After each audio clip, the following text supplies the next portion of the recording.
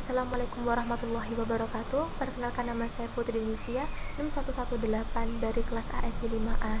Di sini saya akan membahas mengenai penggelapan pajak PPh pasal 24.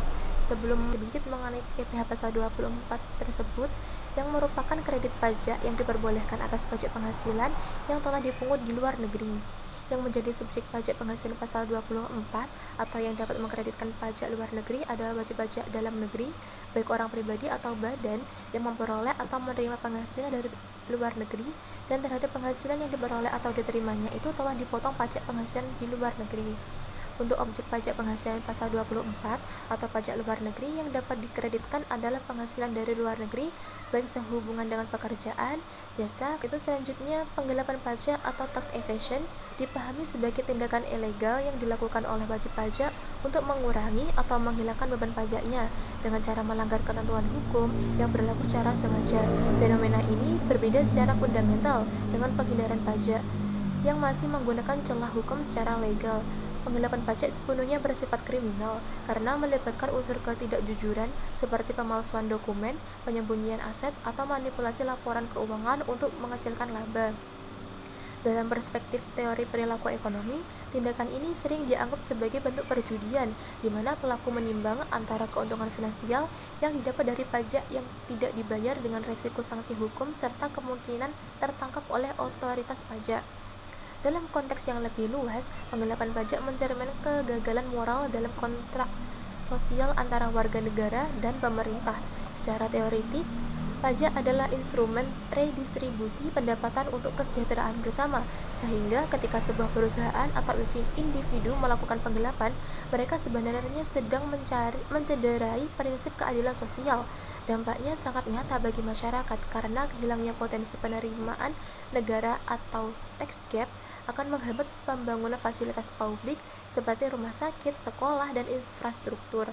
Oleh karena itu, dalam studi kebijakan publik, penggelapan pajak tidak hanya dilihat sebagai masalah administratif keuangan, melainkan sebagai ancaman serius terhadap integritas sistem ekonomi nasional dan rasa keadilan bagi wajib pajak lainnya yang taat.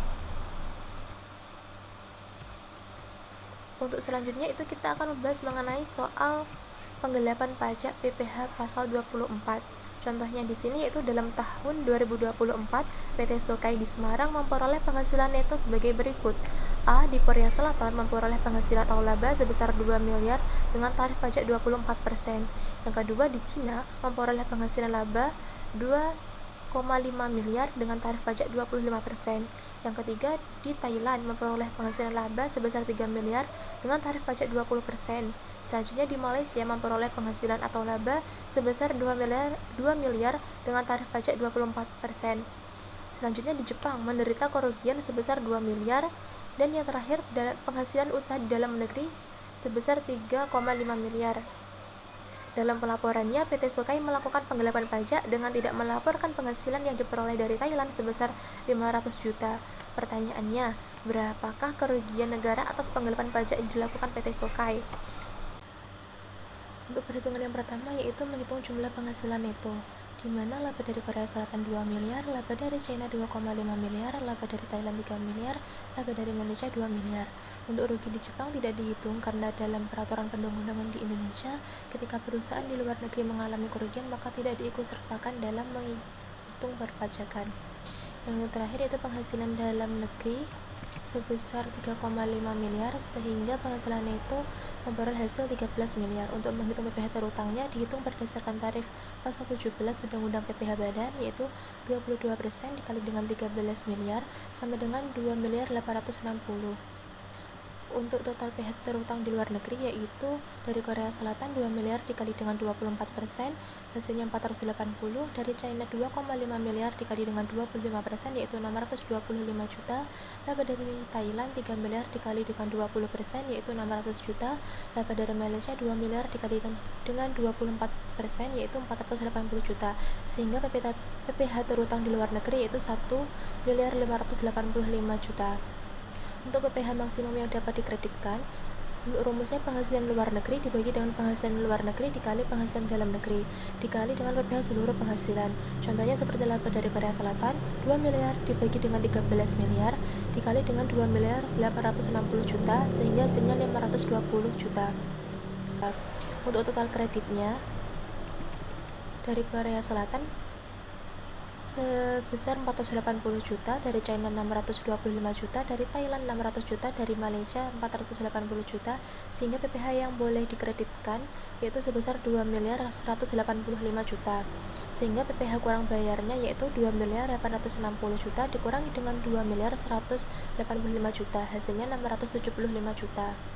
Kedua, itu perhitungan pajak yang dilaporkan dalam kondisi penggelapan.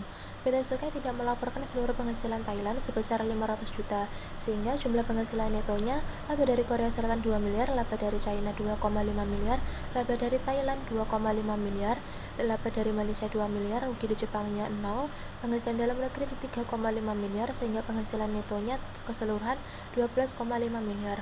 Untuk PPh terutang dihitung berdasarkan tarif pasal 17 Undang-Undang PPh Badan, yaitu sebesar 22% dikali dengan 12,5 miliar sama dengan 2 miliar 750 juta. Utang di luar negeri dari Korea Selatan 2 miliar dikali dengan 24% yaitu 480 juta.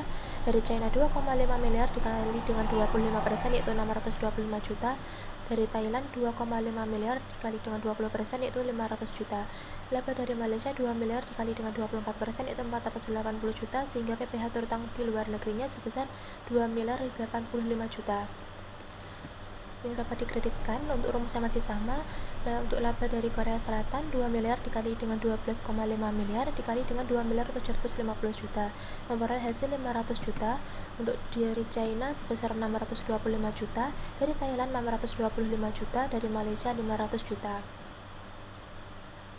Untuk total kredit pajak dari Korea Selatan sebesar 480 juta, dari China 625 juta, dari Thailand 500 juta, dari Malaysia 480 juta, sehingga PPh yang boleh dikreditkan yaitu sebesar 2 miliar 85 juta, sehingga PPh kurang bayarnya yaitu sebesar 2 miliar 750 juta dikurangi dengan 2 miliar 85 juta, hasilnya 665 juta. Berdasarkan uraian di atas, maka kerugian negara yang disebabkan penggelapan pajak oleh PT Sukai dapat dihitung sebagai berikut. PPh terutang yang harus dibayarkan sebesar 675 juta dikurangi dengan PPh terutang yang dilaporkan yaitu 665 juta, sehingga total kerugian negaranya sebesar 10 juta.